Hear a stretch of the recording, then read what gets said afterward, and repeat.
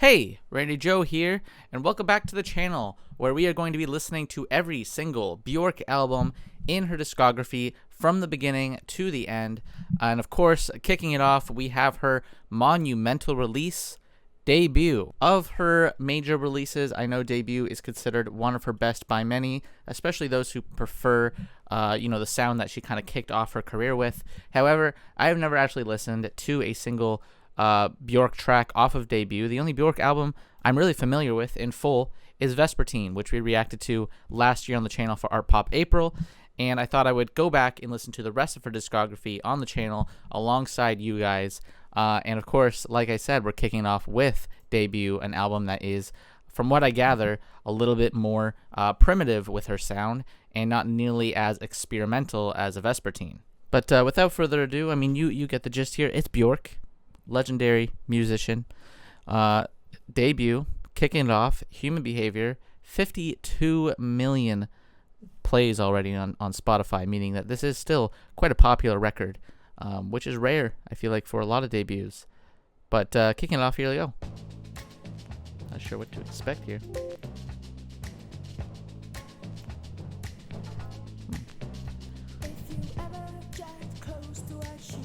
I like the heaviness of those drums.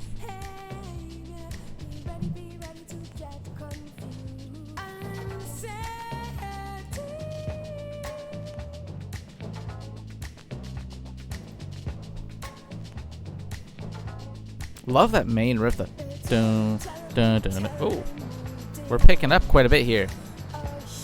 Dun dun dun. Boom boom boom dun dun.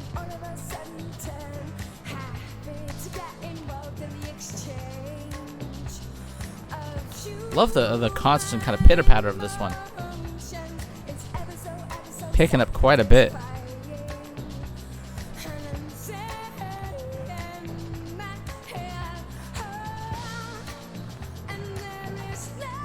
It's like a nice triumphant kind of feeling to this instrumental.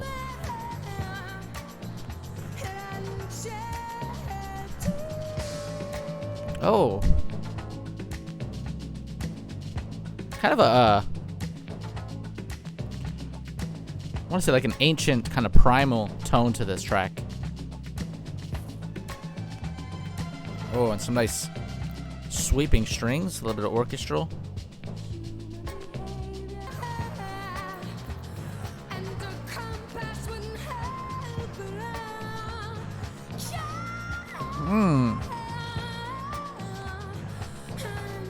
She really belts it out and growls when she needs to.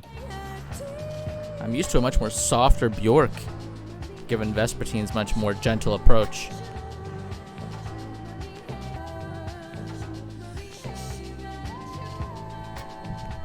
Is this a track about maybe the triumphant nature of Human Behavior? Oh, getting quite kind of industrial almost, or I think these experimental sounds definitely going to be further developed as the discography kind of grows. But even still, seeing this kind of unique experimental, bold direction right off the bat. First track, first album, really sets the tone for the kind of artist. Ugh. I love this main kind of pitter-pattering riff. It's so keeps you holding on. You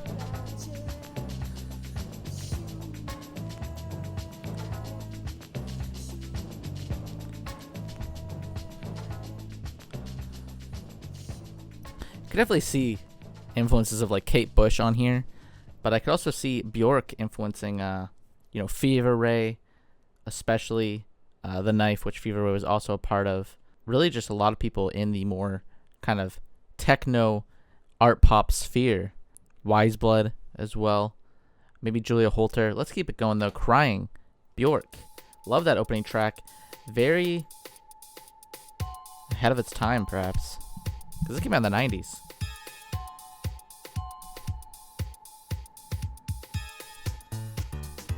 Oh. This one feeling very jarring, very unconventional kind of structure right off the bat. A stark, jarring contrast of instrumentals. Like that, especially that high pinging. Kind of eerie.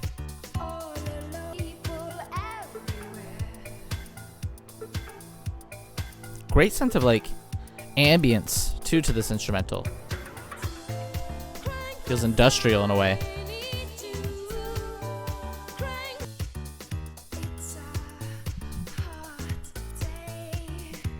It's like weirdly playful, but also a kind of growing anxiety to this one.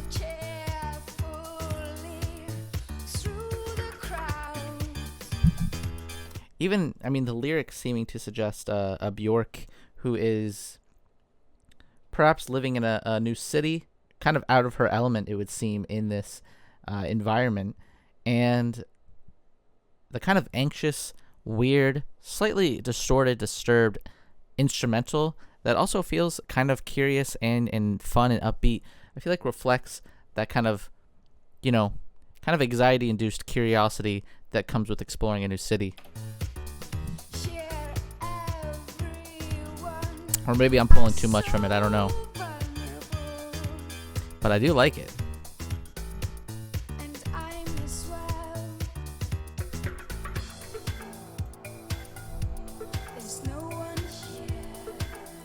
Especially these moments that get a lot more smoky and hushed.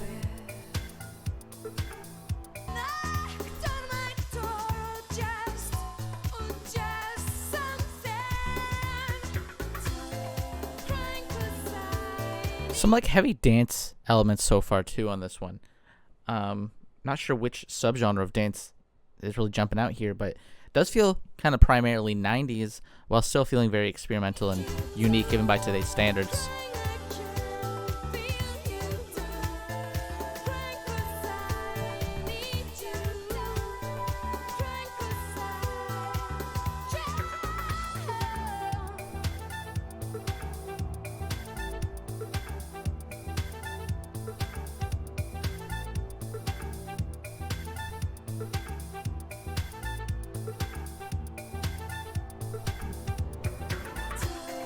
I love the kind of underlying playfulness so far.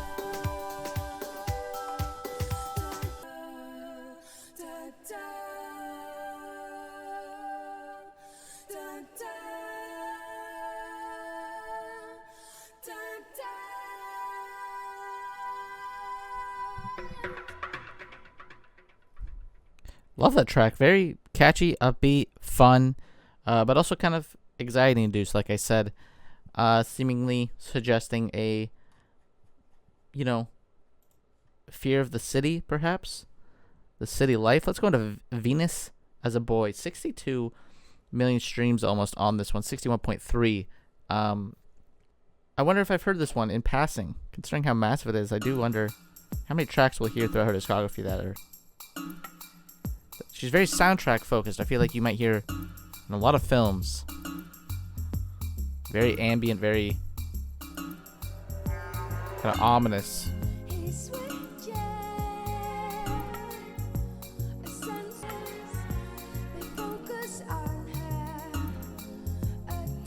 Very like, again, that ambient, aquatic focus.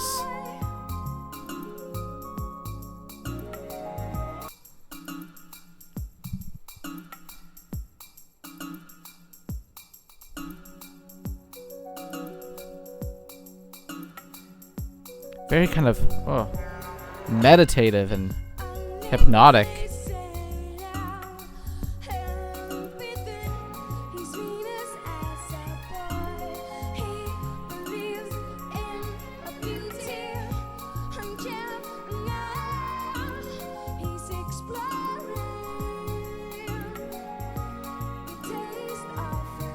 It's a sweet song about making love. It's not, there's nothing taboo or disturbed about it. It feels very gentle and wholesome in its approach, which, given Vespertine's nature, which is a much more sweet album that feels more in love when it talks about sex. You know, this kind of feel like it kind of teases that concept.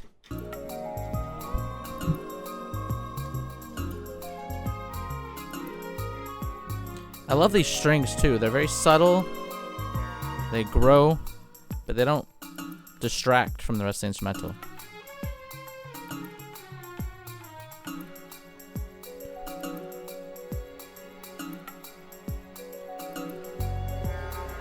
Oh, I love that slide down there.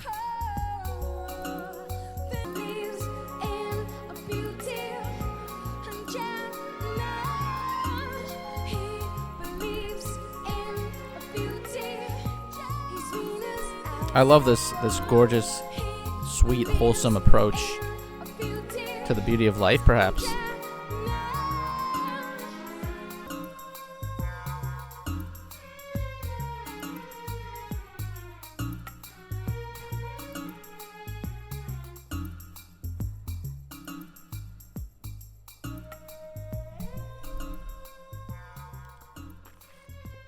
Great track. Beautiful. Quite enveloping.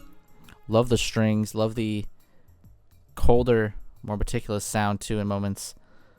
Felt quite kind of reminded me of the aquatic ambience track, which I've mentioned many times on this channel, of the Donkey Kong Country soundtrack. But that is a monumental track that I feel like is very important in the field of ambience. And this past few tracks certainly kind of have that vibe that is very ethereal and otherworldly, while at the same time feeling quite familiar. Here's There's More to Life Than This, the live version. Hopefully that's the standard version with the album. I'm not too sure.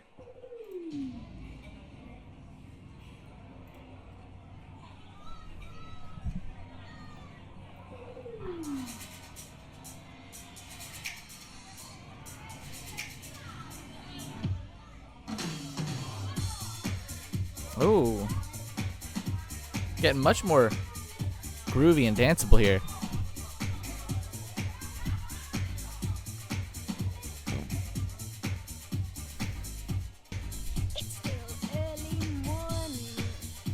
This much having much more of a kind of standard 90s dance beat to it.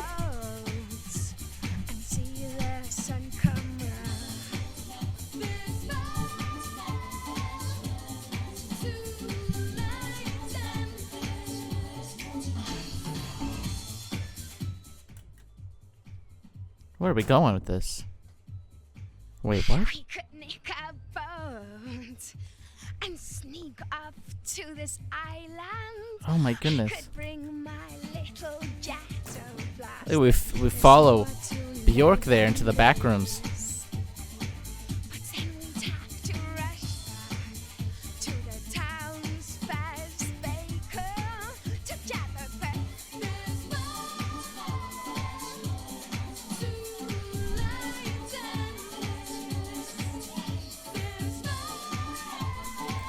Probably my least favorite so far. I do think it is a little bit more kind of standard of a 90s dance track. It doesn't stand out nearly as much as some of the other tracks, but I do think the live, style, although unique and maybe even a little experimental with the way she took us away, does to me kind of hold it back a little bit. I would prefer a more kind of richly produced track here, but hey, the song itself is not my favorite so far anyway, so.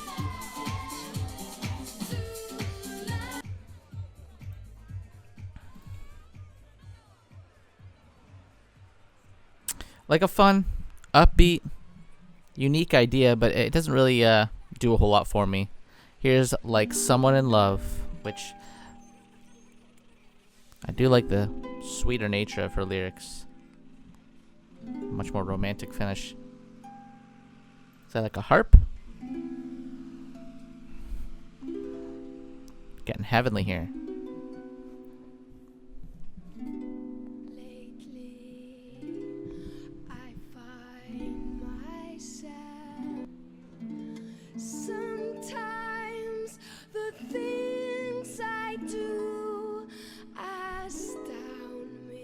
This one kind of having like a 50s, 60s Maybe vocal jazz appeal. whenever you're around Kind of reminds me of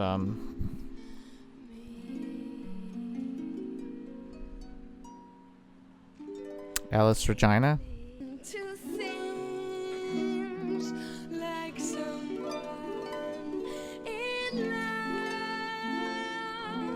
love. Dazed and confused by this life, it would seem. I look at you That sweet feeling of falling in love, really intoxicating. as a glove and feeling Kind of like a like someone like a French kind of ambience to this one. The inflection of her voice.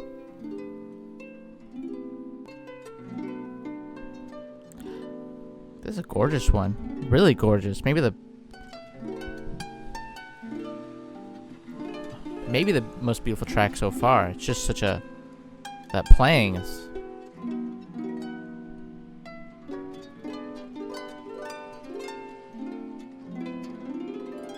oh, sometimes intoxicating, this playing. I do. I have wings, burn into things. Oh, we're growing, we're swelling up. In love, each time I look at you, I'm lit as a glove. I love the street life you can hear too in the background, really adding to this atmosphere. In love, like someone in love, like someone in love. Ooh. This track really kind of like evokes the feeling of a night in Paris or something. You know, it's so romantic, it's so sweet. That guitar, gorgeous, well played, and the street life too, really adding to this atmosphere of just pure romance. Very kind of 50s, 60s influence, I would say, on that one. Let's keep it going. Big time sensuality. Right away, jumping up to a completely different realm. Oh, a little funky.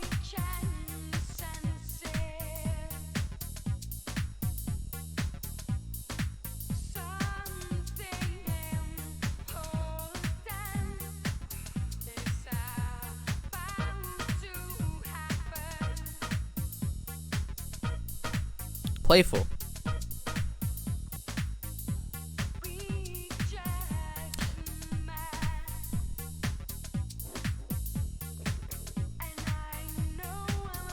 Really like funky, upbeat house influence on this one.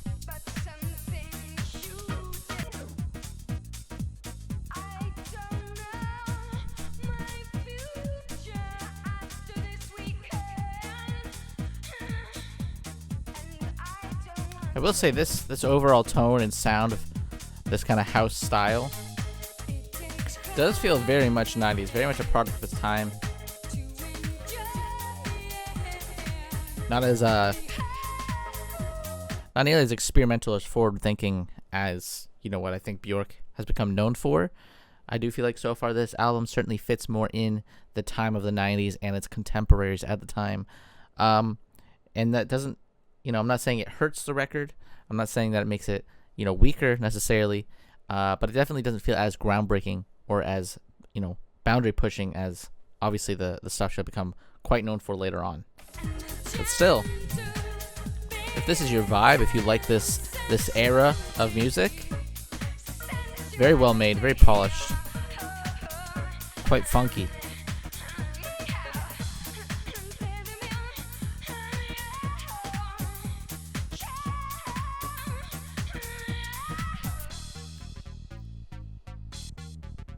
Oh, I like this part.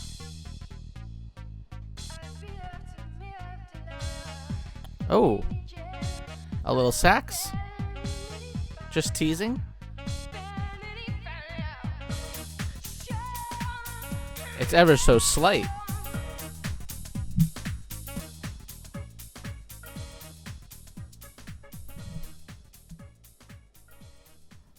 I will say, not my favorite so far. Not that I disliked or anything. I just feel like, this era of house music is not necessarily for me. But I could see some people really enjoying it. It does feel like a classic for its time. Here's One Day. I prefer the much more hypnotic, kind of tranquil Bjork. Which this one seems to be kind of going into. That kind of alien ambience. I like this. That panning.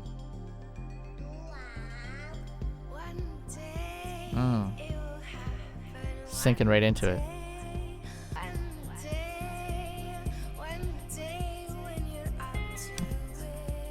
Right off the bat, I'm loving this atmosphere and this entire aura.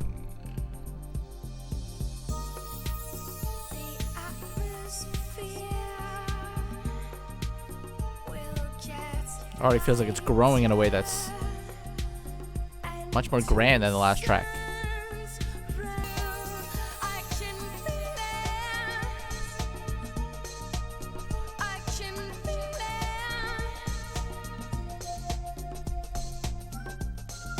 Oh.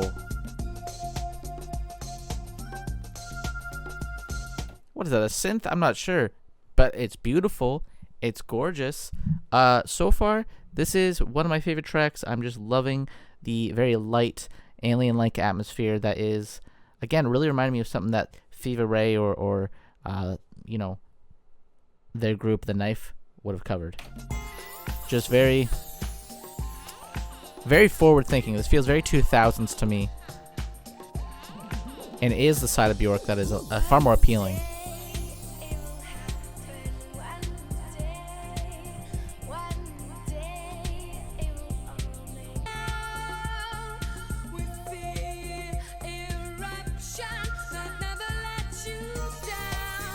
Oh, that shaker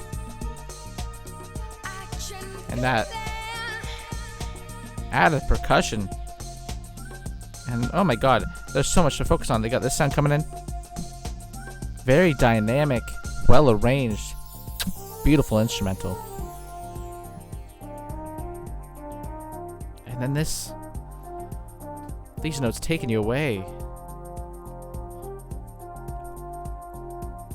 Easily, I'm thinking my favorite track so far. At least one of the top tracks for sure.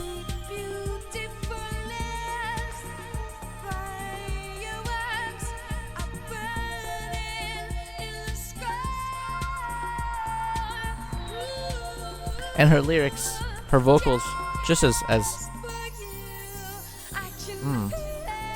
sweet and optimistic.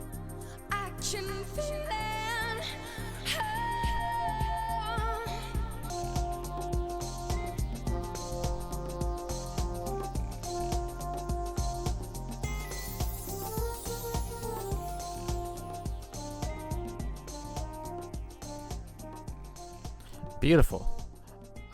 Incredible track. Great instrumental. Super ambient. Super. Like a very in love with nature kind of tone to it. Let's go to Aeroplane, which we transition into it.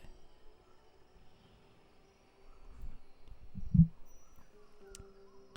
listening to a lot of Japanese ambient lately, and this is certainly kind of filling that vibe. Huh? All right. Getting some horns in here. Quite brassy.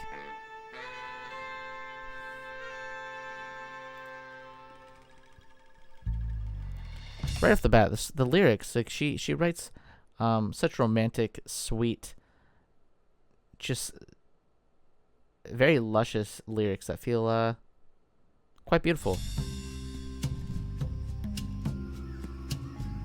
There's like a nice innocence to the lyrics. I cannot I feel like we're in a jungle with this one. peacefully without you for even aeroplane across the world to follow my heart. I love the kind of jazzy elements that are coming in and out of this track. Even the drumming there was quite jazzy. But we're right back into a jungle. Such an ominous percussion. Across the world to follow my heart.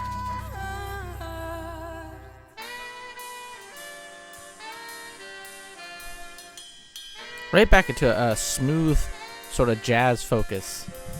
A lot of influences on this record. And I want to say 50s, 60s kind of sounds feel quite prominent throughout this record.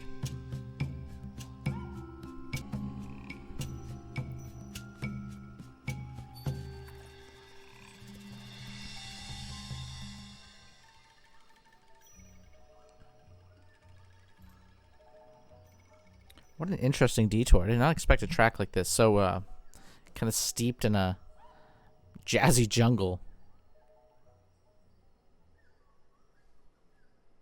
And then it fades away. Let's go into Come to Me, Airplane, Bizarre. Maybe the most bizarre of the track list, which is saying a lot.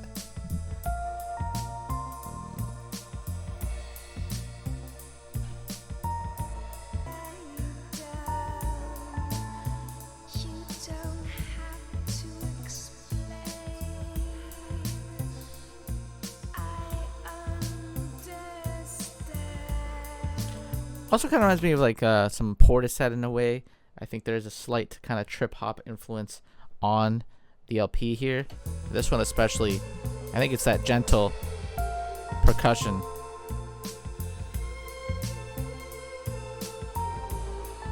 That is keeping you down. And then I'll nurse you. Oh, Bjork. I'll nurse Going full mommy mode.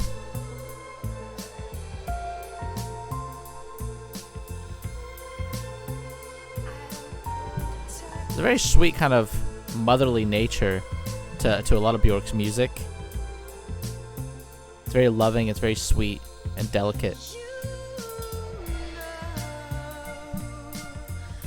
you that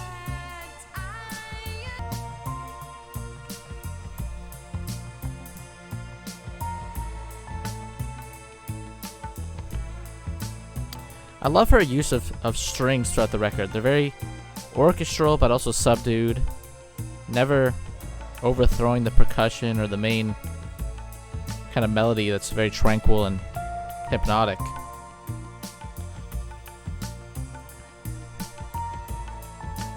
Certainly a very subtle sort of track.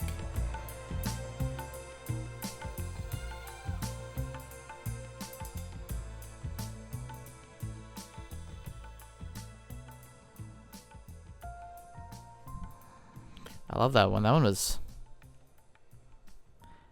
super sweet. Again, that classic kind of romantic Bjork that we've come to expect. And I love the more hypnotic focus. Here's Violently Happy.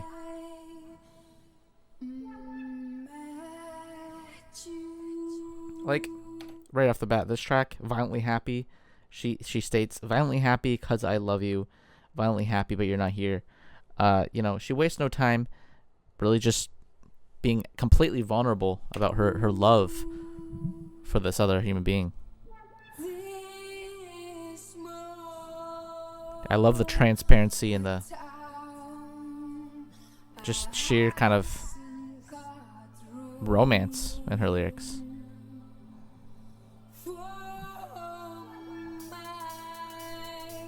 Oh. Okay.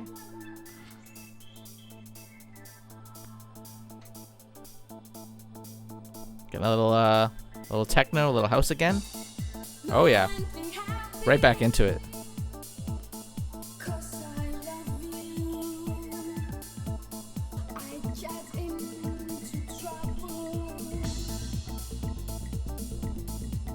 Oh, I love that bass line. Deep in there.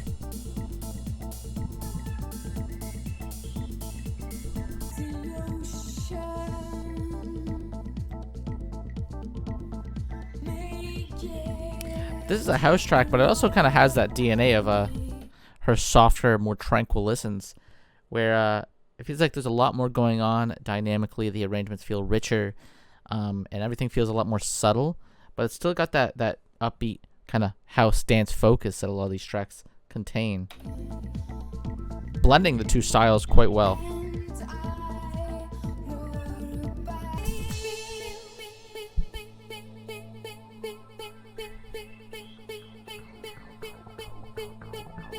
Okay. Ooh, I love the way she's like mutilating these vocals.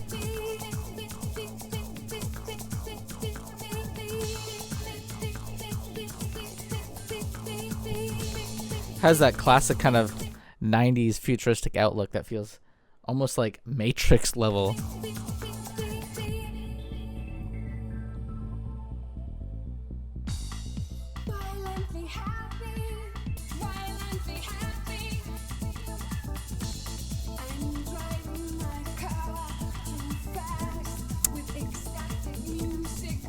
We've all been there. Just the joy of life, the joy of love here.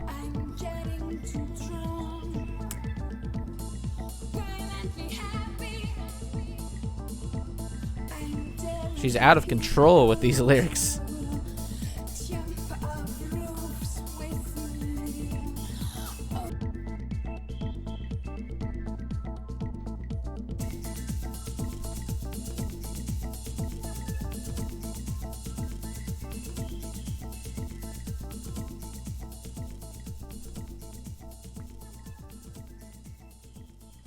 Really like that one. A nice melding of the kind of upbeat, kind of house techno sort of music she does throughout this LP, along with the more hypnotic, slower, I would say, for me, more interesting avenue that Bjork goes into.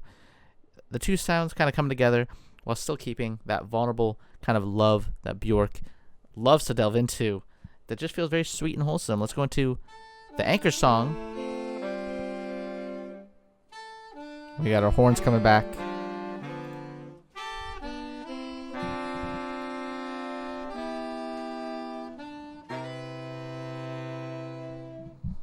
I love all the sounds that keep kind of reoccurring throughout this record. You got the kind of brass elements, the house elements, I would say to some degree, trip hop perhaps, the very kind of experimental, ambient, ethereal kind of focus too. That's very hypnotic. A lot of it does feel quite concise. It does keep the whole record feeling very unique as a whole, but it also lets her kind of explore into other realms, such as the more kind of jazzy elements that she brings in.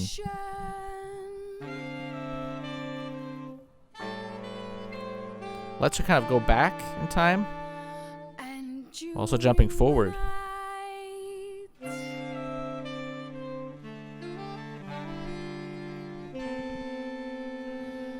This is where I'm staying.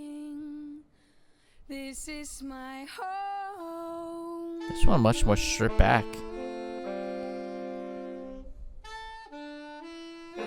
It's her and the horns. This would kind of remind me of her earlier track on this one. I believe Like Someone in Love is the one I'm thinking of, which was, again, just her and the guitar. This one just her and the horns, which, again, really showing off her vocal props, while at the same time, bringing things back to an older time, an older era, a jazzier era. Still quite romantic in sound. And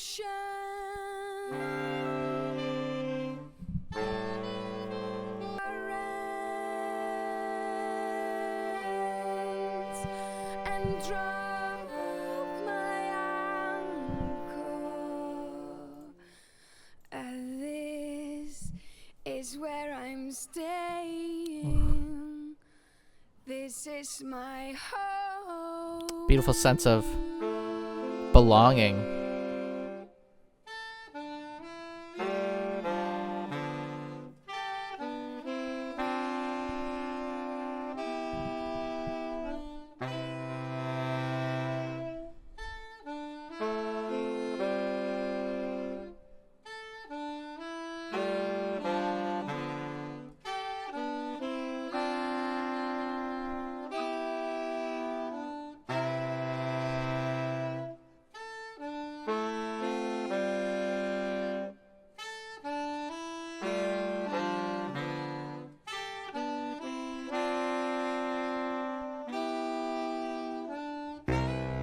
Oh, Jesus. Quite a heavy horn at the end there. The anchor song, wow, closes it out, feeling very similar to Like Someone in Love, like I said earlier, but instead of a guitar, it's been replaced with the kind of brassy nature of the kind of jazz scene. Another thing about that one, a strong sense of belonging and a strong sense of finding peace with herself, which I think kind of contrasts the track Crying, which she feels a lot more anxious as she kind of experienced what seems to be a new city for her, feeling like a fish out of water, whereas the anchor song is much warmer, much sweeter, and a much more, comfortable place. Maybe not as curious as Crying felt, but certainly in a much more comfortable state. So I think those, in a sense, kind of mirror each other. I could be reaching, but that's just on a first listen an idea that I feel like kind of jumps out to me.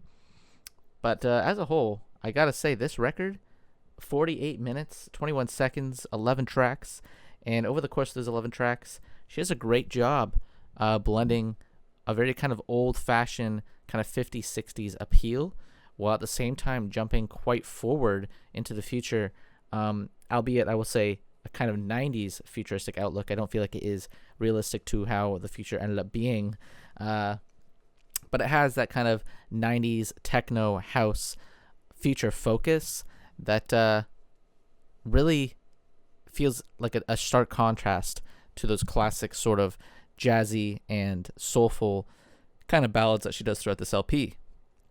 Like Someone in Love, to me, was I think my favorite track here.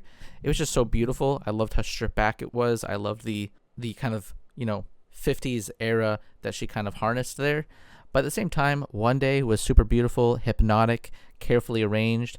Venus as a Boy, really, again, continuing to showcase that sense of innocence in Bjork's lyrics and the sense of love that comes with it, which I think the entire LP does a great job too when talking on the topic of love, because Bjork has never been no stranger to talking about love, and I feel like right off the bat with Debut, she dives into it with that classic, childlike innocence that is quite romantic, quite sweet, and very wholesome.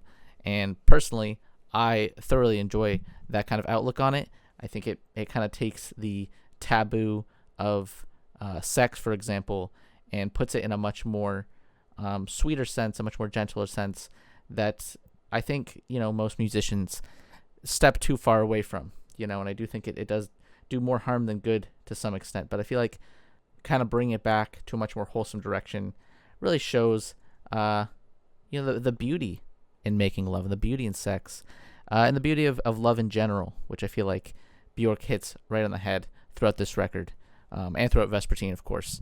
That being said, there are some tracks here I don't care for.